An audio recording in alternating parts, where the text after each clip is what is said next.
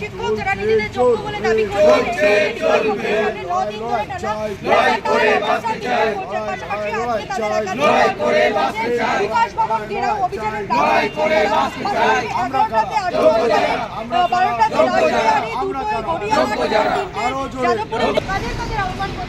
আমাদের 9 দিন ধরে অবস্থান চলছে যে রাজ্য সরকার ওএমআর এর মিরর ইমেজ কপি তার থেকে যোগ্য অযোগ্য ছানবিন করে প্রত্যেক যোগ্যের চাকরি বাঁচাচ্ছে।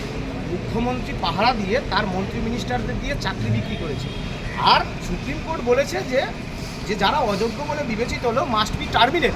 সেটা না করে মুখ্যমন্ত্রী ঔদ্ধত্য ভাবুক, সেটা না করে বলছে সুপ্রিম কোর্টের গাইডলাইন মেনে পরীক্ষা নেব। আবার জমিদারি নাকি পরীক্ষা নিয়ে আবার প্রশ্নপত্র বিক্রি করে কোটি কোটি টাকা এই ভোটের আগে 26 সালের আগে একটা উদ্ধার করার একটা চক্রান্ত করছে রাজ্যের মুখ্যমন্ত্রী।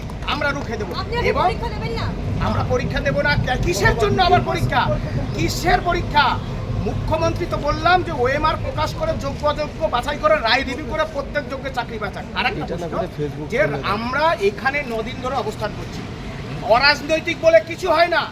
আমরা বলছি ঝান্ডা ছেড়ে, দলীয় ঝান্ডা ছেড়ে রাজ্যের সমস্ত বিরোধী দল এবং সমাজের সর্বস্তরের মানুষ এই আন্দোলনে আসুন।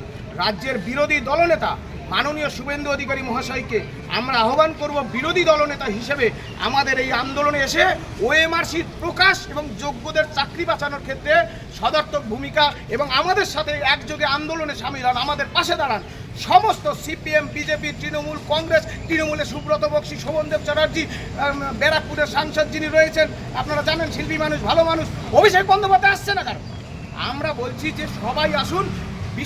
বিরোধী দলনেতা আপনাদের কাছে আমরা আহ্বান জানাচ্ছি, আপনি আমাদের এই আন্দোলনে আসুন। দলীয় পতাকা ছাড়া আপনারা সব রাজনৈতিক দলের নেতৃত্বদের আহ্বান জানাচ্ছেন। শুধু রাজনৈতিক দলের নেতৃত্ব নয়, তাদের যারা কর্মী সমর্থক রয়েছে, সমাজের সর্বস্তরের মানুষ, স্কুল, কলেজ, বিশ্ববিদ্যালয়, অফিস, আদালত, কোর্ট কাছারি, ছাত্র, যৌবন, মা বোনেরা সবাই এই আন্দোলনে আসে। ম্যাডাম, আপনাকে একটা প্রশ্ন করি, যাদের থাকার কথা ছিল স্কুলে, যাদের হাতে থাকার কথা ছিল চক রাস্তা, তারা আজকে এইভাবে রাস্তায়, এর দায় কার এবং আজকে কি কি দাবি নিয়ে এই প্রখর রৌদ্রতাপে ফের রাজপথে সামিল হয়েছে? এই দায়িত্ব সম্পূর্ণভাবে রাজ্য সরকার এবং যে এসএসসি অপদার্থ এসএসসি এত বড় করাপশন করেছে এবং যার জন্য আজ আমরা পথে বসেছি। আমরা এতদিন স্কুলে থাকতাম, আমরা বাচ্চাদের নিয়ে থাকতাম, কিন্তু আজ আমরা এখানে বাধ্য হয়েছি রাস্তায় বসে থাকতে। এবং কতদিন আমরা রাস্তায় বসে